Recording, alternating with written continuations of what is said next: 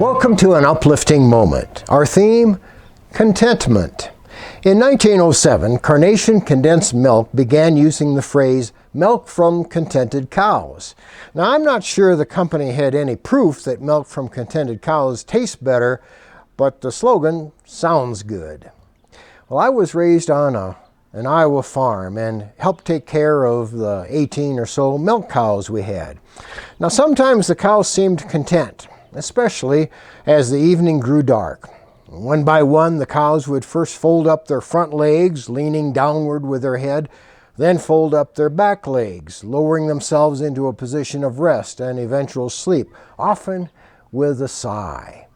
Then they would start to chew their cud, a way for them to better digest the roughage of grass or hay they had been eating during the day. It was a perfect picture of contentment. Now, on the other hand, there were times the cows would push their heads persistently through a fence to reach the grass on the other side that presumably looked greener to them. Admittedly, the grass on the other side of the fence was often longer, so I guess I can't blame them. Still, the cows pushing their heads through the fence wasn't exactly a picture of contentment. Like those cows, it seems to me we can be content and then again not be content. I'm aiming for contentment. My personal experience of over 70 years of living, plus observing many other people, and decades of studying the Bible and delivering its message has convinced me that contentment is one of the best attributes we can possess.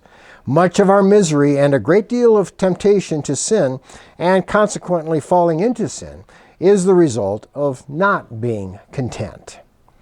Pearl S. Buck stated, "Many people lose the small joys in the hope for the big happiness." Socrates said, "He who is not contented with what he has would not be contented with what he would like to have." Epictetus said, "Wealth consists not in having great possessions, but in having few wants." And Plato said, "The greatest wealth is to live content with little." Well, aren't there reasons and times to be discontented, however? Well, for sure. Unless we're discontented in healthy ways, we won't be motivated to change what could be changed for the better. I call it divine discontent, a sense of a call from God to want and work for something to be different than it is. To know what can be changed and what can't, that's the challenge. Sometimes something can't be changed, and that's when it's applicable to aim for contentment. Henry Wadsworth Longfellow stated, "For after all, the best thing one can do when it is raining is let it rain." The Apostle Paul wrote a letter to some Christian folks that's recorded in our Bibles.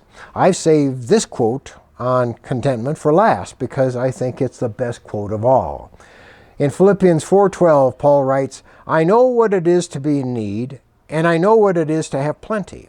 I have learned the secret of being content in any and every situation, whether well-fed or hungry, whether living in plenty or in want." Thank you for joining me for this, an uplifting moment.